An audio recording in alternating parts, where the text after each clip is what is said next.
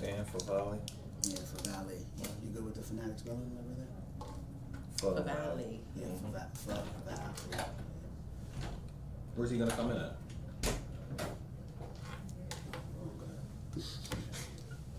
Welcome back to another episode of the NBA Files here on RVNTV. I'm your host, Felicia Michelle, along with my co-host, Kwame Fisher-Jones and Everett Terry. As always, we are here to discuss the hot topics currently going on in the NBA, and I'm here to make sure that these guys fight fair. So let's get right into it. It's never a fair fight between me and Kwame. Man. Come on. Y'all early. This is like big brother beating up on little brother. Yeah. See, okay, so really fast. For the viewers, they're twins. They're the same person. They're Literally. born the same day. Literally. And that's why they're facts. fighting. You're watching someone fight themselves. Okay, so Everett. Yes. Does the addition of Gordon Hayward close the gap between Boston and Cleveland? Close it, yes. Overcome it, no. I think that Gordon Hayward makes them better, but they were still another piece away from being competitive. I think all he did was take a 5-game series to 6, but that they still lose to the Cavs anyway. I mean, let's be very honest here. Like, listen, them playing Isaiah Thomas, no one outside of Boston we don't fans. call him Isaiah Thomas. What do we call him? IT. Listen, No, what do we call him? Mini Little Tank me. Tank. Little Tank Tank. Okay, whatever. Little Tank Tank. We call him Little Tank Tank. His presence with that team last season, there was not a person in Cleveland that broke a sweat worrying about them losing to them in the Eastern Conference Finals. Gordon Hayward is a very good player, but he's a very good role player. What they need is a star, somebody who can come in and command presence and respect that makes Cleveland have a pause. That's not Gordon Hayward. And Isaiah Thomas isn't that guy. Plus, he was injured, etc., etc. I think that there's still another big move away. Where they missed the ball was not getting Jimmy Butler or Paul George. Had they got one of those two along with Hayward, it would have put them in a position to at least be okay. Maybe this goes 7. Maybe this puts them in a position to win. But they didn't. So, like I said, 6 games instead of 5. I had to take her pen because I had to write that down. Jimmy Butler? Word? Absolutely, Really? absolutely. Just the same Jimmy Butler that played in Chicago. Watch what Jimmy Butler and the Timberwolves do He's this a year. black Gordon Hayward. I will tell you right now that they're a playoff team in the West. Okay. Okay. We've had this conversation. How many games did they win last year without him? Who? The Minnesota Timberwolves. I don't know, but I know how many games the Chicago Bulls won with him. And 41.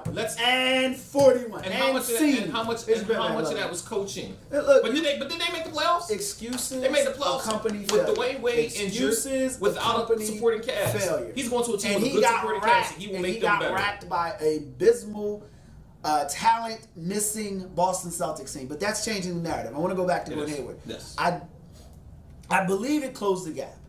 Does it overcome the Cavaliers? I agree with you. No, only because they got that man sitting behind you right there. Of course, I'm behind that poster. I set that up perfectly I for know you. you did. LeBron James. You get hammered by LeBron one James. king, and he just reinforces the slacking that I give you every week. But look, I actually like the pick. I'm a closet Gordon Hayward fan. I've liked him since Butler. Yeah, and he showed heart in that tournament. Not only did he show heart, but he's shown tremendous growth. I love what Boston is doing, and that's what I think is closing the gap and eventually will allow them to overcome the Celtics, because what they're doing is they are stepping towards something major. And we talked about that last week. You can't get to $1 million without getting 100 first. Yeah. They got their first 100 in the bank.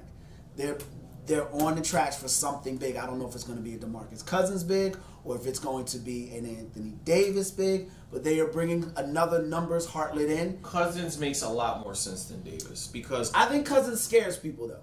Agreed, but I think that Brad Stevens is the kind of coach that commands enough respect that he can reel them in. Not from DeMarcus.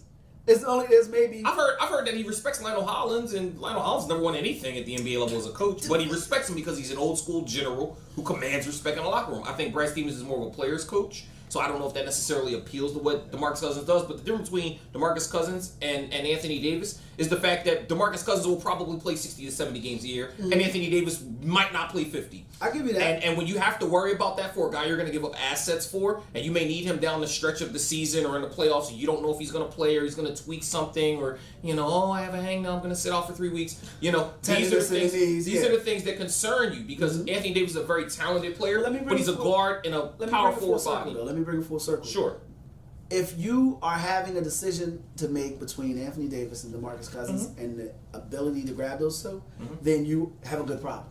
And we agree. But that's what I mean. That's what I'm saying. I believe Boston is closing. The Pelicans need to rebuild. The big difference between the two is that Anthony Davis is already locked up on a big contract, and DeMarcus Cousins isn't. But you can still grab Anthony Davis. They've got the horses to do that. Look, bottom line, and I know we're going to move on to the next segment. Bottom line, I'm going to use a phrase from Felicia Michelle, Out of Bounds, which is coming up at 2:30. Good show. Thank you. Of course. DeMarcus Cousins is an issue out of bounds. Okay. In bounds, he's not. But out of bounds season, I don't think bad season. Because he's heart and passion. He hates losing. I respect it.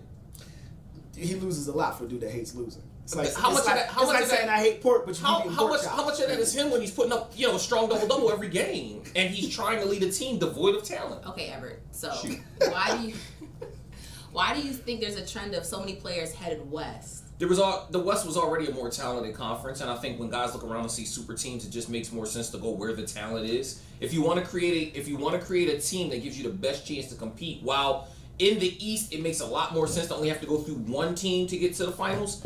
Everybody likes playing in the West for some reason. Listen, Golden State, powerhouse. San Antonio, powerhouse. Rockets, powerhouse. Up until last season, I'm telling you, because of the fact that if they're going to make a super team and all the stars, the bulk of the stars are already in the West, where are you going to go if you're a guy that has a chance to make a move? Are you going to sit over here in the East by yourself with a bunch of mediocre role players and struggle to only lose to LeBron? Or are you going to go to the West where you can team up with 2 or 3 other really good players and have a chance to compete? Man. And hope that maybe one of those other teams knocks off Golden State? I don't know much, but I know best when I hear. That's best right here.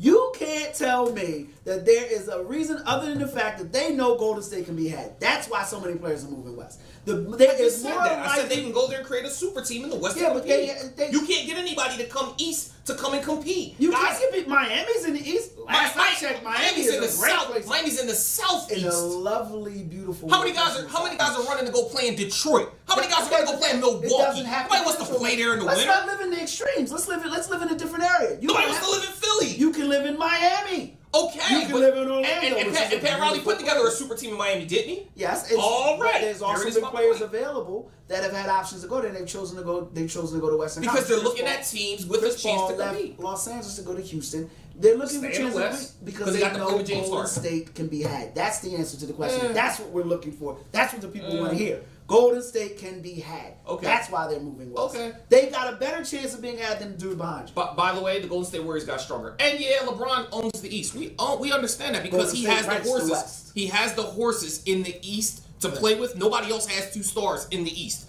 Everybody else is in the West. So yes, LeBron's got 2 stars in this. What team's got 2 strong stars? You just gave me a dude that's in Minnesota that played with 2 stars in Chicago. What 2 stars did he play with? Dwayne Wade and Jimmy Butler, those aren't 2 stars? No, Dwayne Wade's at the end of his career. He is not the same Dwayne Wade he was 5 years ago. So it's not a star, it has to be a certain star. It has to be somebody that can come in and contribute. Dwayne Wade had his worst year as a pro since his rookie year last season. You're not going to sit here and tell me that Dwayne Wade is a star anymore. He's not. He's a guy that can contribute. But you said you have to have a star. You said you have to have a star. Yes, Dwayne Wade is a star in name only, not production. Yeah. He's not a star in production. Okay, so speaking of LeBron James, I don't know. That's funny to me. Have you seen it? They go LeBron James. Y'all seen that video, guys? No, not at all. Go ahead. So Kwame, why do you think that LeBron is refusing to try to recruit free agents like this? Because he's Bron and Bron don't care. Damn right. Goodbye. Say it again. Look in the camera and say it again. He's Bron and Bron don't care. It's beneath him. Oh, okay. It's beneath him. Oh, is it? The same guy that was crying about needing more help in the middle of the season is now saying he doesn't need more that's different. That's called accountability. That's called accountability. No. Hold on. It's not a double standard. It's arrogant, but that's what greatness is. Greatness is arrogant. Greatness is abrupt. How did that greatness work out the first time he was in Cleveland screaming for help and he left because he couldn't get help? And they didn't do what he asked them to do. Doesn't matter. He was still crying for help. There's a difference between holding someone accountable for not doing their job, i.e. calling people out in the middle of the season, telling your general manager you need to get help because they're top heavy, and then losing to a team because you didn't have, i.e. enough help. He went and got him all the help that he could. What assets do you want to train? Don't tell me what you can do. Tell me what you're going to do. He went and got him what help. You can't do. Tell me. He got him Darren Williams. Yes. Darren, whatever. I can't remember. It's been so long since he's been an all-star and been relevant. I can't remember his name. Point is, Deron Williams is a top 5 bench point guard in basketball. Did DeMarcus Cousins get traded? And look what they gave up for him. Assets that the Cavaliers did not have. Don't give me excuses like a virgin on prom night of why you can't get it done. Get it done. I don't live in the world of excuses. I live in the world of results. Right. Bottom line is he held that general manager accountable who is still unemployed last But he likes him. He patted him on the back as he kicked his ass out the door. He likes him. He kicked him out the door, though, didn't he? It's beneath him to recruit anybody. You don't see stars stepping down and recruit people. It's not. You don't do that. That's someone else's job. That's why they get a paycheck. In the middle of the season, if they're floundering at their job, then you pull them by their coat and say, "Yo, I need you to get back to me when I email you or when I text you. I need you to get back to me if you're the host of my show. I need you to get back to to me if you're paid to be a general manager. I need you to get back to me. I need you to get these things done. If you don't, then you hold people accountable. But going beforehand and saying, please, please, please come play for Cleveland, that's beneath him. You can't take chitlins and go make you can't take chitlins and go make a chicken salad, okay? Wait a minute. You need chicken. Did you catch the shade? I heard him. You can't take chitlins and go make a chicken salad, okay? You need chicken to go make a chicken salad. You can't trade assets you don't have to go get players to acquire. I don't have to make a chicken salad. What you're asking for is I want talent to come and play with me because, apparently I don't have enough Monstars on my team, so I want the entire 1992 I want you to do your job. I want you to do your job. How many All-Stars does the man need? How many All-Stars As many as you can get. And he got as many as they could get. Well, he needed to get more. Because last I checked, Stephanie, Why don't they just look at the 1992 Dream Team?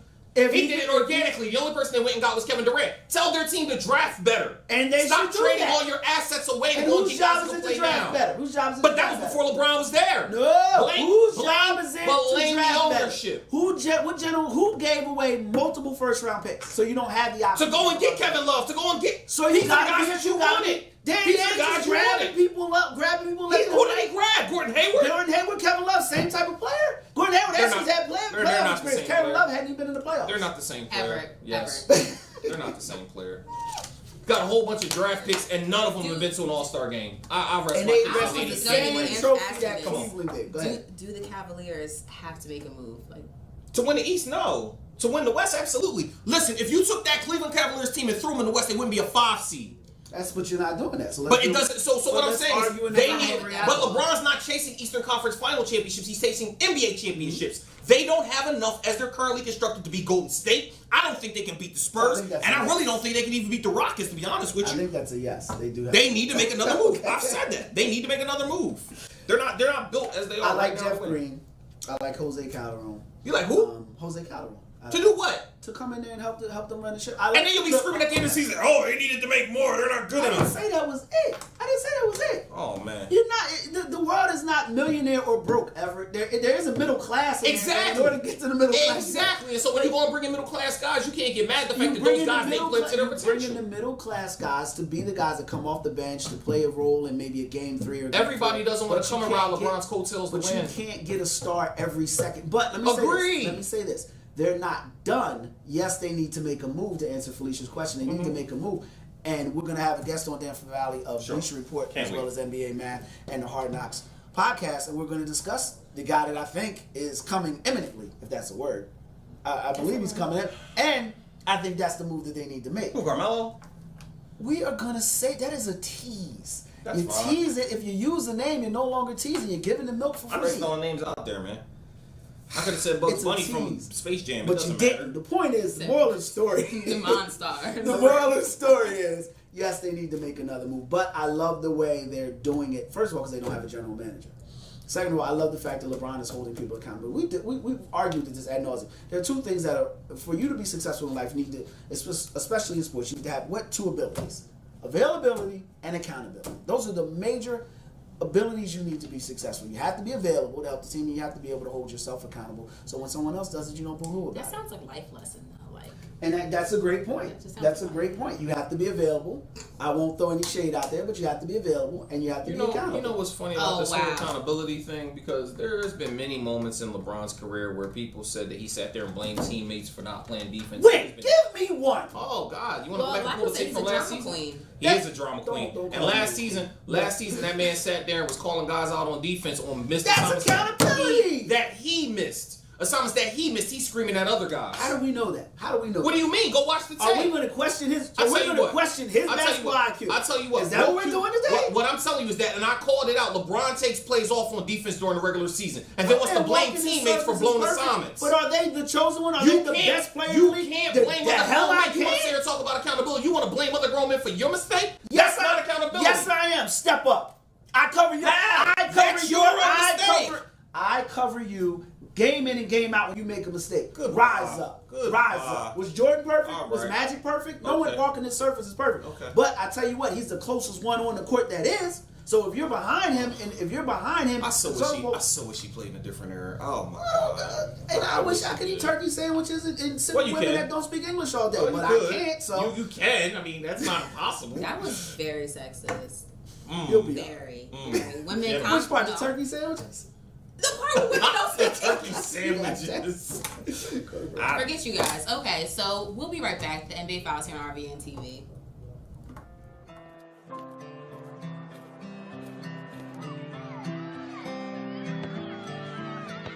Most of the time, it's easy to know which option is better. Other times, not so much. So it's good to know that Mazola corn oil has 4 times more cholesterol-blocking plant sterols than olive oil. And a recent study found that it can help lower cholesterol 2 times more. Take care of those you love and cook deliciously. Mazola makes it better. La Esperanza Mexican Restaurant and Bar, the best authentic Mexican restaurant in South Jersey. Your friends and family will enjoy the fun and the food, like our staple guacamole, tamales, and ceviche. Our weekday lunch special is just $7.99. We also offer Saturday and Sunday brunch. Enjoy the largest selection of tequilas in South Jersey, Mexican beers, bottle and draft beers, fresh margaritas, and daily beer and margarita specials. La Esperanza Mexican Restaurant and Bar, family owned and operated since 2002. Hi, I'm Becky, And I'm Eric. and this is Cooked and Uncorked. It is It is. And you can check us out Mondays at 10:30. 10:30 every Monday. See you there.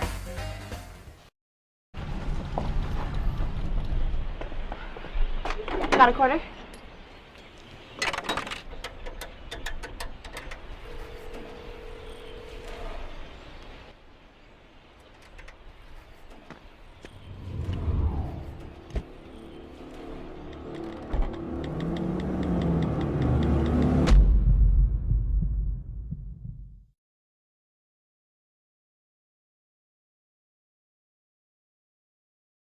Hi, I'm Jim Cucinato. I'm inviting you to watch my show on the Halo Health Network on RVN. We cover everything you always wanted to know about health but was afraid to ask. We have interesting guests who can help you how to live healthier, how you can be smarter about your health, how you can help your family live healthier and be healthier. We are on Tuesdays from 9:30 Eastern Time to 10 o'clock. Please come and watch us.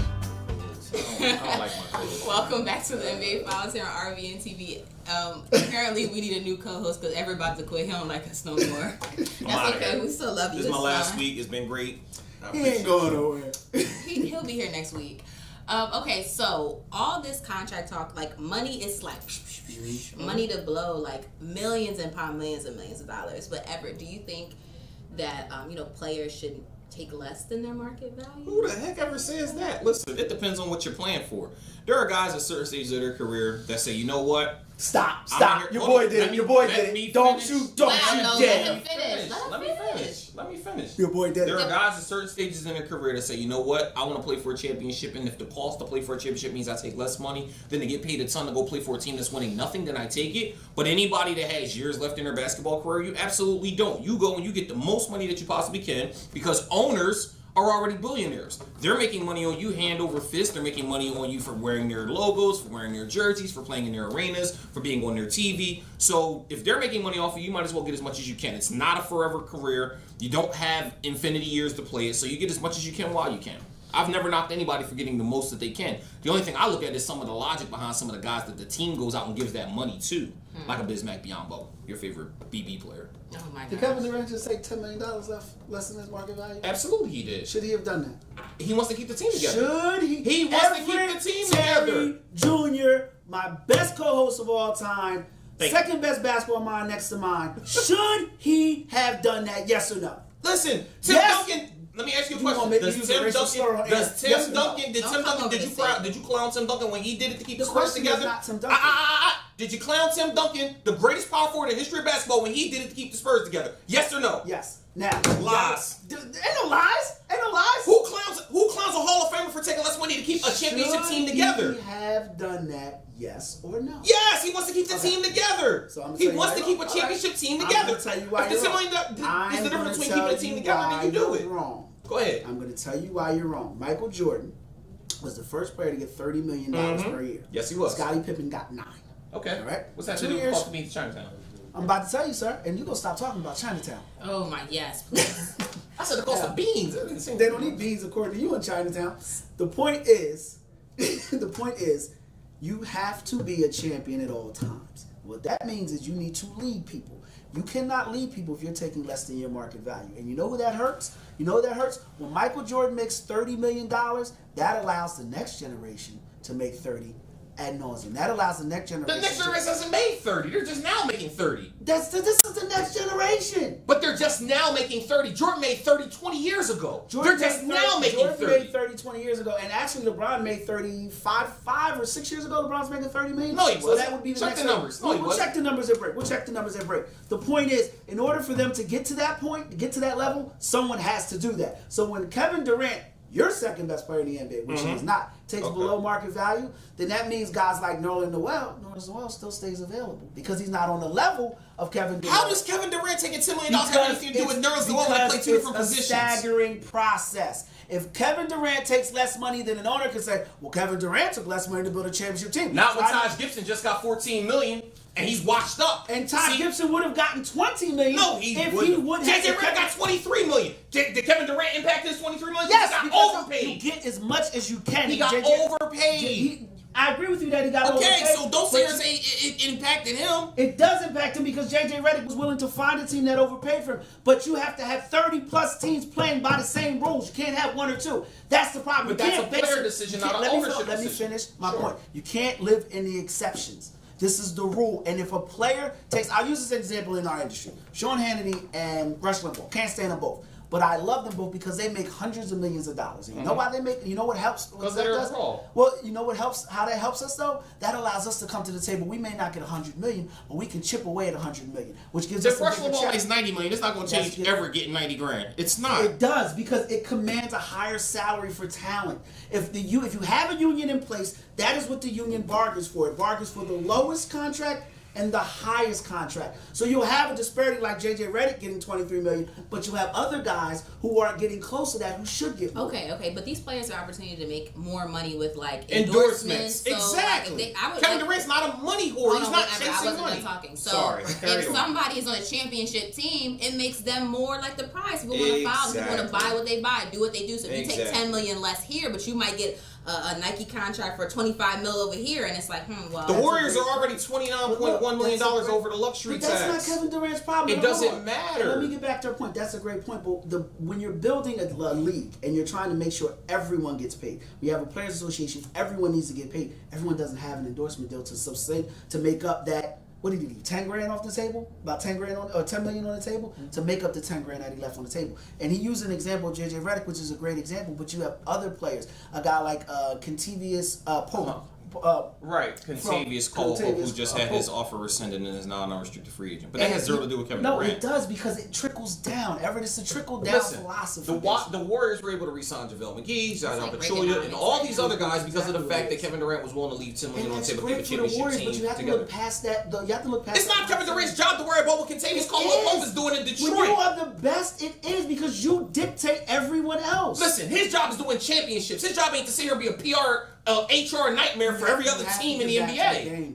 He can't worry about. He is giving back to the game. He said, "Listen, I want to put a championship team on the table, and I want to keep them together. I'm willing to take less and be selfless because money doesn't drive me. The love of basketball and championships drives me. If I'm taking $10 million left to put the rest of the guys together that I play with, versus I take $10 million and now JaVale McGee and Zion Pachulia are out of work, that is saying that I want to be a leader and step up. You're looking at it from one side. That money that he left on the table was the difference between them signing those guys and not." Okay, now I'm gonna use this as an. Andre Iguodala, another guy they thought they were gonna lose. Andre Iguodala, another one that took lower than market value because he wanted to win.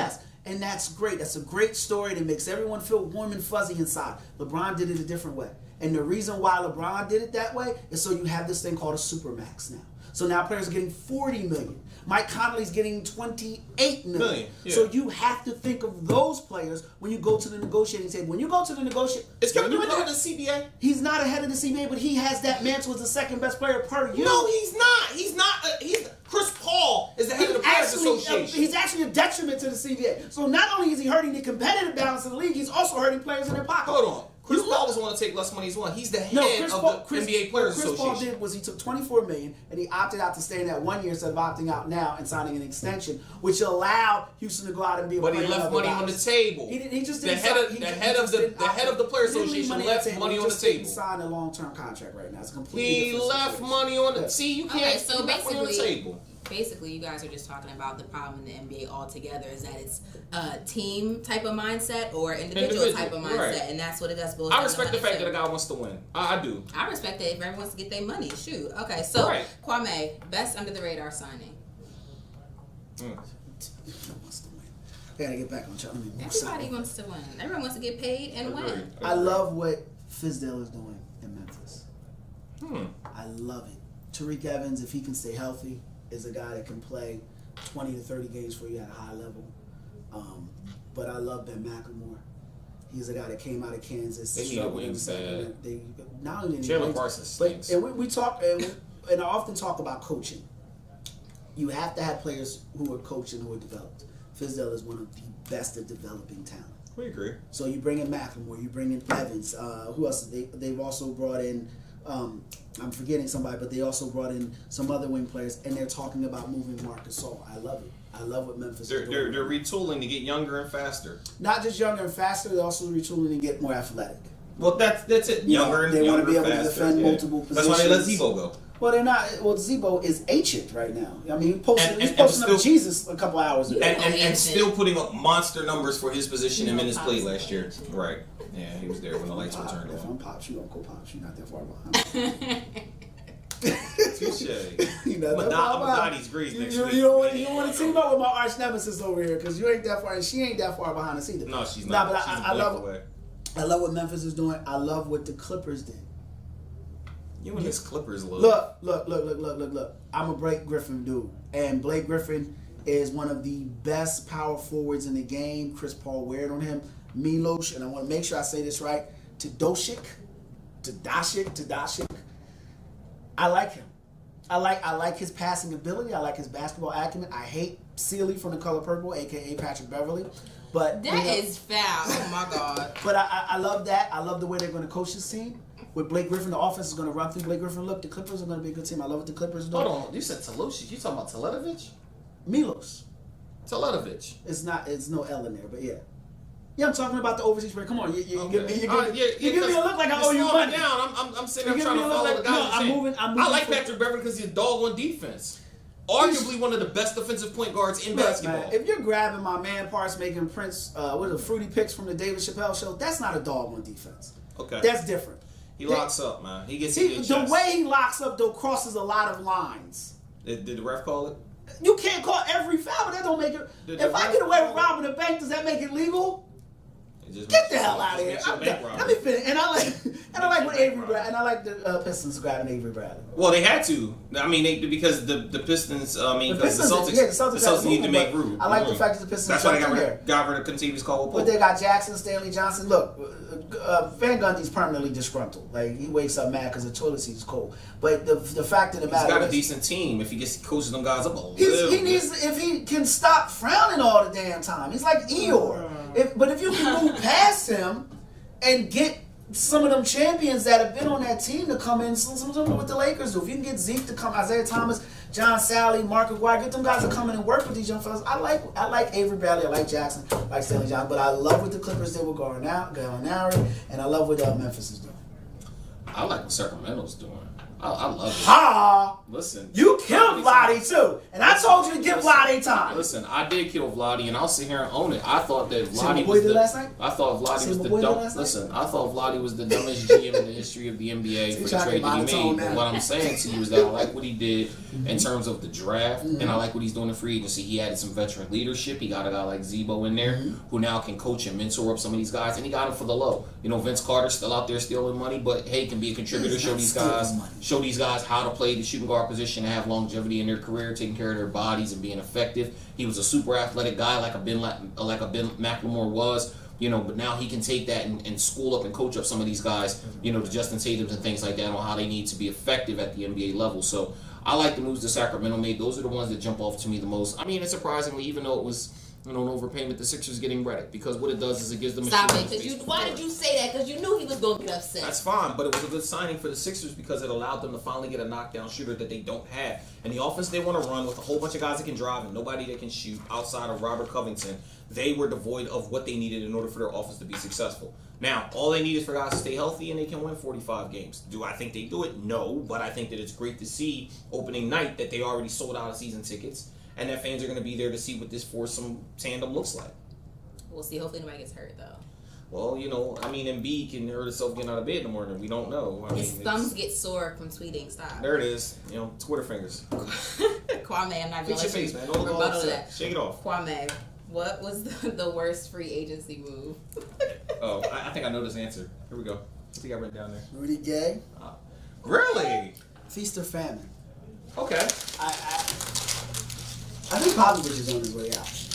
What? I know I sound crazy. Yes, you do. I know I sound crazy, but Anthony Rudy Gay is not his type of player at all.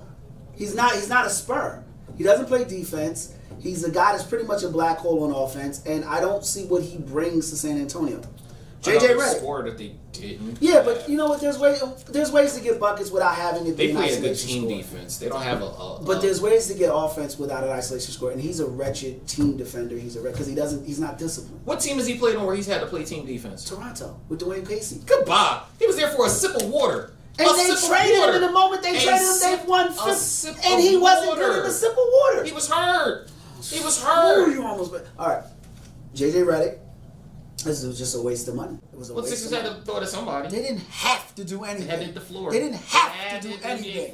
So they can find other ways to do it. Last I checked, Carl Andrews still on the payroll. Who the heck cares about Carl Landry? He's not going to contribute. I'm talking about a guy that can JJ Redick and knock down shots. You give me another shooter you can lock up for a 1-year rental and throw that kind of money at. I'll wait. Go ahead, Google's your friend. Check it. Give me one shooter that the Sixers could have signed in free agency that shooting 40% from three. You had 99 second-round picks. Nail a shooter in the second round. Kyle Korver was a second-round pick. Yes, find a shooter in the second round. Second-round picks are 1 out of 100 to hit the NBA level. If you know how to do your job, you know what's 1 out of 100? Bring in a shooting guard who can't move without the ball, can't dribble with the ball. Yes, he can move without the ball. He runs off screens all day. I'm not wasting the segment talking about JJ Redick. I'm not wasting the segment talking about JJ Redick. And your blood pressure getting all high and stuff. Yeah, I know you gotta get his BP pills ready. And I want to go a different angle right before we go to break. As far as players' worst moves, Nerlens Noel. He played his hand. And now he's sitting there, 4 years, $85 million is what's being offered to him from what I'm hearing. Mm-hmm. And he's saying no, he doesn't want it. He wants more money. He played his hand. He'll take $85 million. He ain't stupid. Well, we'll see. But right now he's saying no. And the longer he waits, it's more likely that Dallas moves on. Nerlens pushing his way out of Philly. Nerlens deciding not to work out with the team in the offseason. Him deciding that he was better than what he was. And now we're sitting here and watching other guys get more money. And he is sitting there trying to get a contract. He's a guy that I think is playing free agency completely wrong. 4 years, $21.25 million a year isn't chump change. It's not chump change, but he already has it.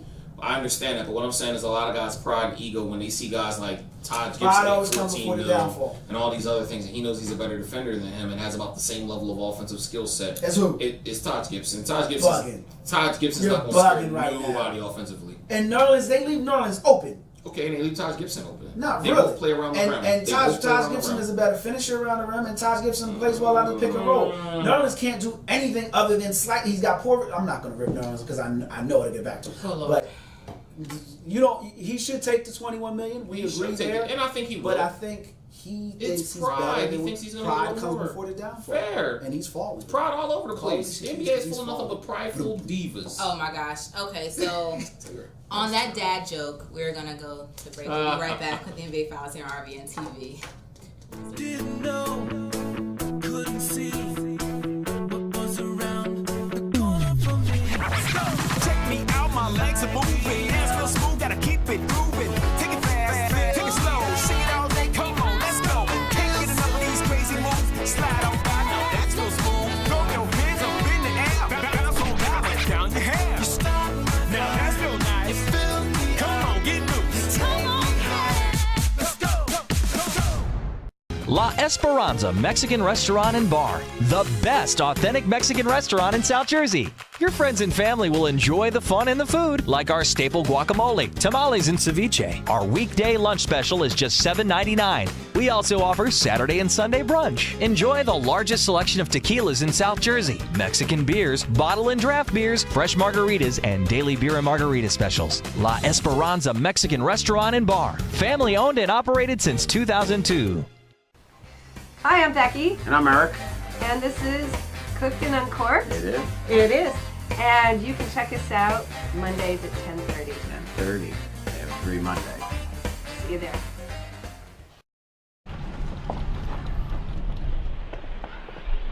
Got a quarter?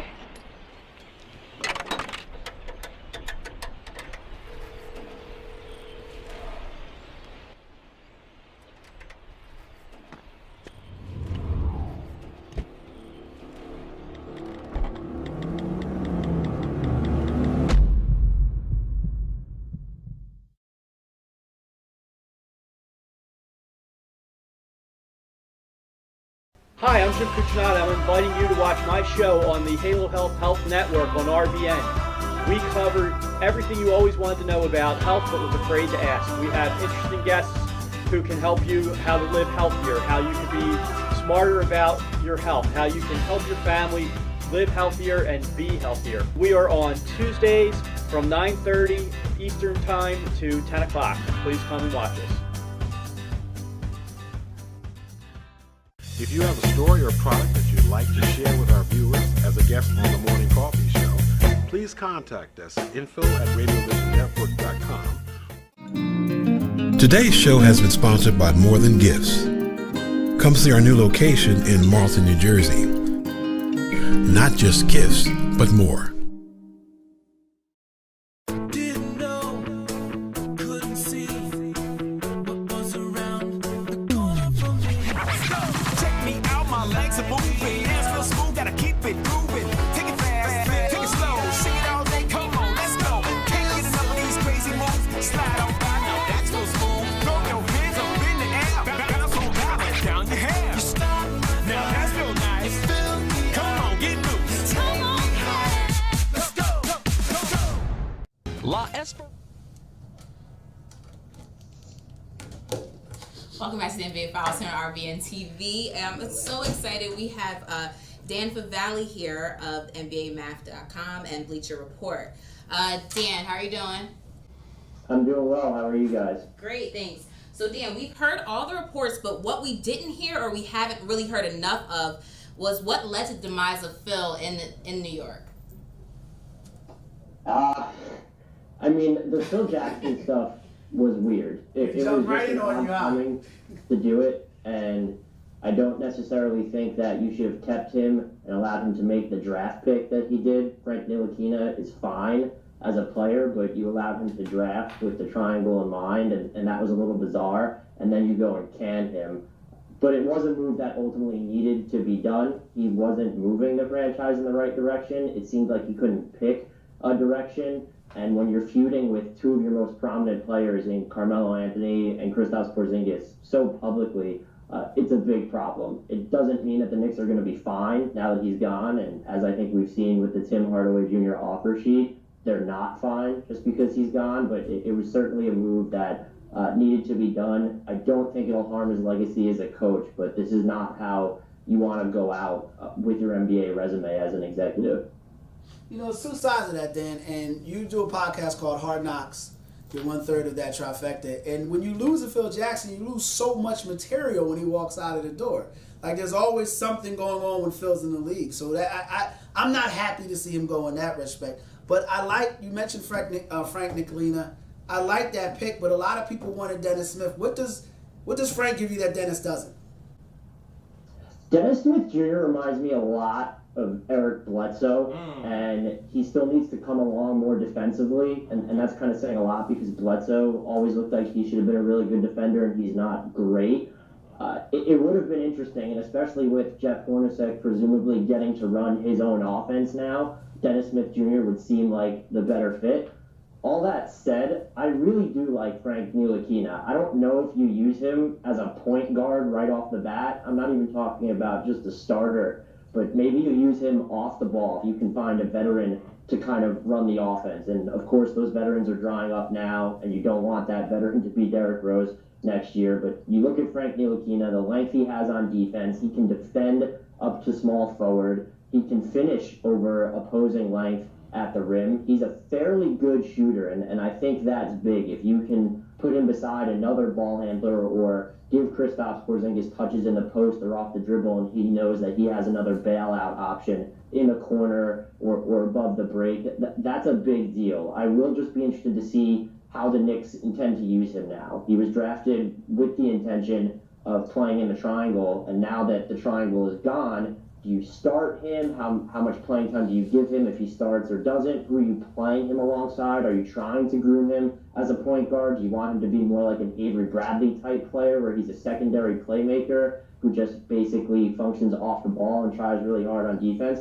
That will be interesting to see which direction they choose, but I do think that they still got a supreme talent and kind of lucked out in that department, because whenever you have an outgoing executive drafting for his vision and you plan to get rid of him, it opens yourself up to kind of an awkward situation once you actually do get rid of him. But I do think the Knicks have avoided that to some extent. All great points, especially about Frank Ntilikina. The question I have for you is, considering how everything is played out with Kristaps and what's going on with that, and now the fact that Phil is out of the picture, how does any, if at all, affect Melo? How does this affect Melo's position? What's going to happen with him? Are they going to try to convince him to stay, maybe redesign the offense, maybe give Hornacek a little more room to kind of maneuver and work him in to see if there's a way that they can salvage that relationship, or do you think that he's throwing his way out? I think he'll be gone, and a lot of people think it will be before next season. I'm not so sure, just because his contract is so hard to move, and if you're not willing to buy him out, things get a little tricky. But it seems like he wanted to outlast Phil in New York. That was his goal, to kind of win that war. And now that it's over, it seems like he might be more open to leaving. And the two teams that keep coming up are Houston and Cleveland. The Rockets are far more likely, even when you factor in Mike D'Antoni being there and Melo having run him out of New York basically a half decade ago. They just have easier contracts to move around to a third team to make the money work.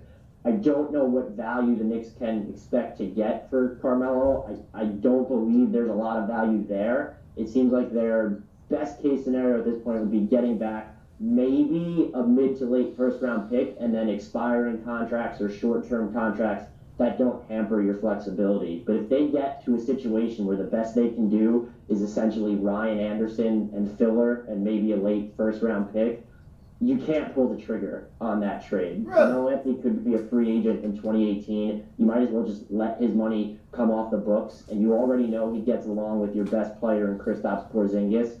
There is something to the fact that maybe he wouldn't be the best presence in the locker room knowing he's on his way out. But again, for the sake of flexibility, especially after signing Tim Hardaway Jr. now, I do believe that you have to make sure you're getting the right return on Carmelo, particularly when the return is going to be minimal as it is. You know, you just transitioned to Tim Hardaway Jr. like he just didn't get $71 million after you guys traded him. Yeah, I see you laughing. We're just going to act like you guys just didn't draft him, then trade him, then bring him back for more money. Who made that call? Whose call was that? And what does he bring to New York that is worth $71 million? This seems like a Steve Mills. Yeah, It's kind of like, let me put this stamp on the roster so that James Dolan doesn't want to hire another executive, or he can't get another top-tier executive to come in and work with me or above me, because now you have this big contract on the books, and it makes the Knicks significantly less appealing to anyone who was thinking about taking that job. And that's knowing that they're not really that attractive to begin with because of James Dolan. He brings scoring to this team, and he was very, very good in Atlanta last year. And I've been getting a lot of comments on Twitter about me saying he's trash. I'm not. Yeah, I did see that. Pick and roll. He can play off the ball, but he's not that good of a defender. And to give him $71 million when Atlanta wasn't willing to go higher than 45 or 48, I get he's a restricted free agent. I get New York has no curb appeal, but that's an overpay. And it's a terrible overpay, because not only are you getting a player who probably isn't going to live up to that deal, but now you've hamstrung yourselves in the sense, what if Portland wants to get rid of Allen Crabbe in the middle of the season and they're willing to attach a first-round pick to his shorter contract? You don't have that flexibility as of now to just absorb these bad deals that have first-round goodies. And if you truly are all about the youth movement, that's the situation you want to be in. And it seems like the Knicks are just desperate to make a free agent splash. And I also don't think it helps that you're in limbo in the front office, because you have Steve Mills, who, as I said before, just wants to put his stamp on the roster so that this can be his baby and he essentially gets to be the top guy in this situation. And you factor in that little tug of war there, and it's just a bad situation to be in, and I think it proves that the Knicks, despite getting the hopes up of fans, they still haven't changed with or without Phil Jackson. Do they keep Steve Mills? Do you think they keep Steve Mills? I do. Even if he's not the president, even if he's not replacing Phil in full capacity, I think he'll still be there. If they bring in another guy, he will still be there. And I think now the chances are pretty good that he'll end up being the top guy after this Tim Hardaway deal. Okay, so I have a question for you. Coming fresh off the draft, seeing how Danny Ainge passed on Markelle Fultz and seeing the kind of impact he's had so far, he's had spouts where early on in some games he looked a little off and then turned it up in the second half. What's your opinion of him and the fact that Ainge passed on him and allowed him to be traded or acquired by a division rival that he's going to have to see multiple times a year? I'm sorry, you cut out on that last part. Is there a way you can repeat the question? Yeah, sure, no problem. I was asking, what's your opinion on the fact that Danny Ainge allowed the 76ers to trade with them and acquire the first-round top overall player that they were slated to draft, and now they're going to have to see him, multiple times year in and year out within the division? It's a move you don't make unless you know that you're set up to have your job basically as long as you want it.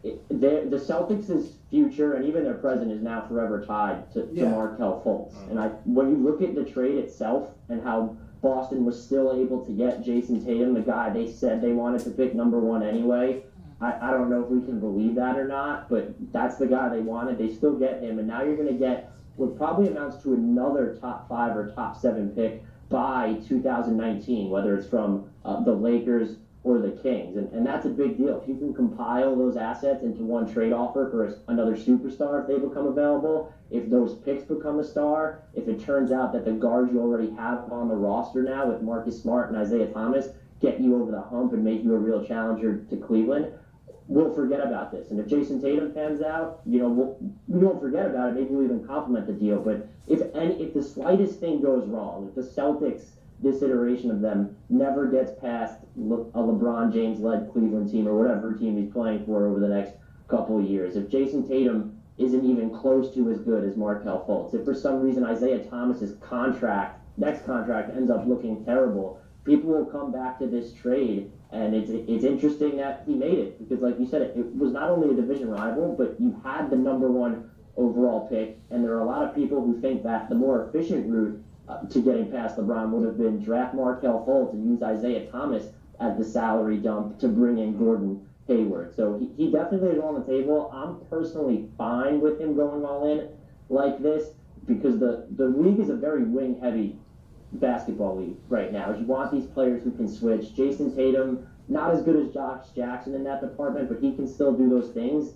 And you did already have all these other guards on the roster. And if you truly believe in them, and if you honestly thought that Jason Tatum was worth the number 2 overall pick even, this move becomes easy to justify. But it's one of those trades where even if the Celtics go out and win 60 games next year, let's say, we're not really going to know the true return on the move until 3, 5, 7 years down the line.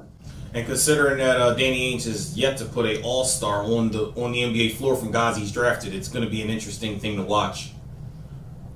Yeah, for sure. And I wasn't the biggest fan of Tatum. A lot of people, and I tend not to go with the commonly cited comparisons, but a lot of people compared him to Harrison Barnes. And the more I watched him, the more I just saw it. And Harrison Barnes is fine, but if you have the opportunity to draft Fultz, who to me kind of seems like a little slower version of James Harden, who should have a higher defensive ceiling, you pass on that to get what could amount to Harrison Barnes. That's a problem. And how do you develop these guys with the current team you have? It all sounds so good in theory, and Jaylen Brown seemed to do well playing around all these veterans last year. But at some point, you're going to have almost too many assets because now you have to somehow find minutes for Jason Tatum. But what happens if he goes through growing pains while you're trying to win games? What happens when that Nets pick turns into a player next summer? You have all these 3 guys who are still developing, but you're trying to balance that championship window now. It's a very good problem to have, but it is still a problem. And to your point, it's not like the Celtics have been the quintessential billboard for developing guys they draft into stars. There it is. Thank you so much, Dan. We'll be right back with NBA Files here on RVNTV.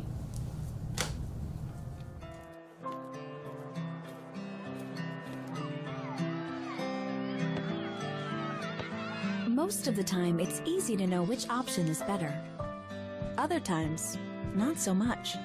So it's good to know that Mazola corn oil has 4 times more cholesterol-blocking plant sterols than olive oil. And a recent study found that it can help lower cholesterol 2 times more. Take care of those you love and cook deliciously. Mazola makes it better. La Esperanza Mexican Restaurant and Bar, the best authentic Mexican restaurant in South Jersey.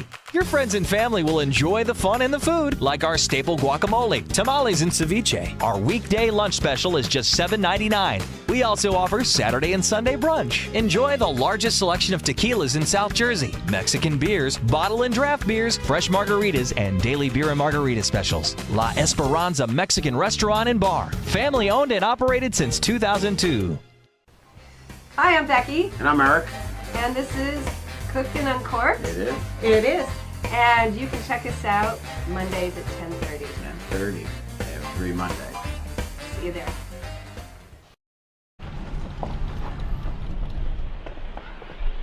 Got a quarter?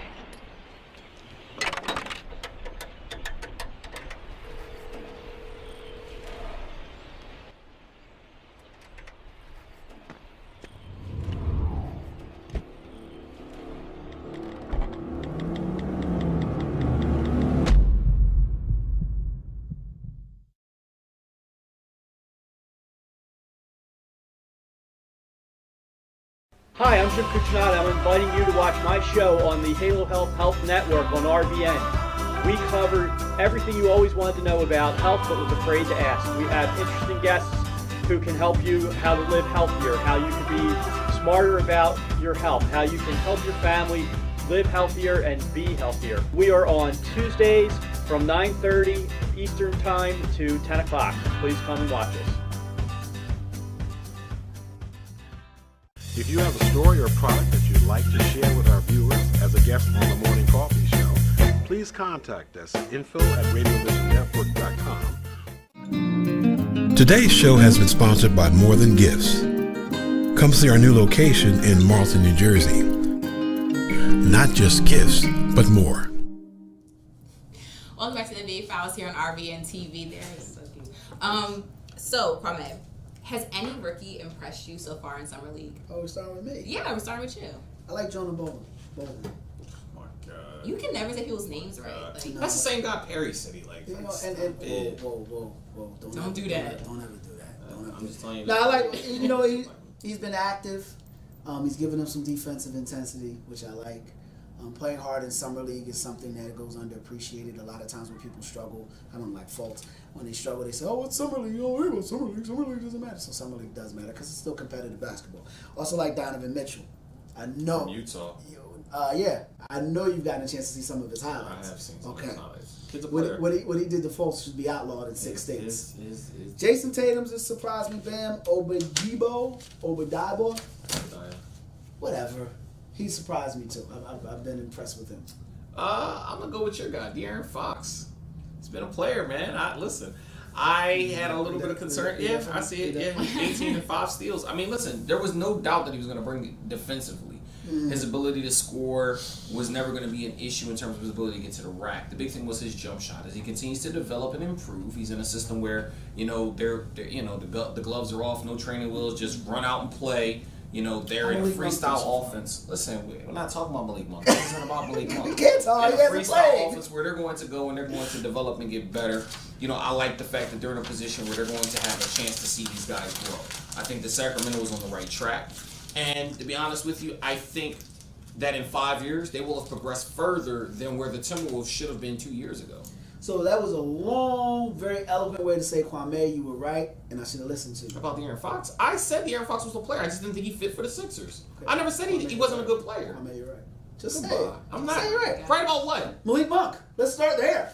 Listen, he's a shooter. Shooters are going to have spurts up and down. Has he played Lonzo yet? Ball went 2 for 15. Has he played yet? Listen. No. It doesn't matter. No. He's trying to get healthy. No, he is not. He's trying to get healthy while De'Aaron Fox is trying to That's okay. It's Summer League. There we go. But I preface my whole How many stats in Summer League count towards your career stats? You know, Zero. That's a great point. No, I love that. And I love that because competitive, fire, discipline, those things aren't quantified in numbers. But you see it early in a player. We saw a guy in the Sixers, Markelle Fultz, did exactly what he did in film. Exactly what he did in film against the Celtics. They got it. Sixers were up by 14. Jason Tatum hits 8 straight. Scored 8 straight buckets, and the Celtics win. His man gives it to him. Jaylen Brown and him neck and neck. He outruns Jaylen Brown outruns him to get an easy dunk. That's what you get with Markelle Fultz. He better score. He better score a lot of points. He better score a lot of points. You know what I mean? I got high hopes for you because what I'm seeing on any other facet is very, very disturbing. There's definitely some concerns on his defensive end of the ball. Man, you're concerned when someone's late.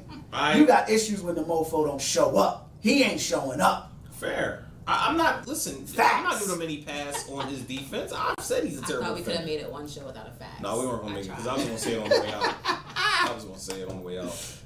All right, so and, you know, in the end though, to wrap this segment up in a bow, De'Aaron Fox has impressed me, as well as I just drew a blank thinking about Malik Monk, as well as Jason Tatum, and That's as well that as old age getting to you. They got Ginkgo for that. Thank you so much for joining us for the NBA Files here on RVNTV. If you want to catch this episode and previous episodes, please visit us at rvntv.tv. Be sure to follow us on Facebook, RVNTV Sports. We are here live every Saturday at 1:15. I'm Felicia Michelle for Kwame Fisher-Jones and Everett. We'll see you guys next week. Facts.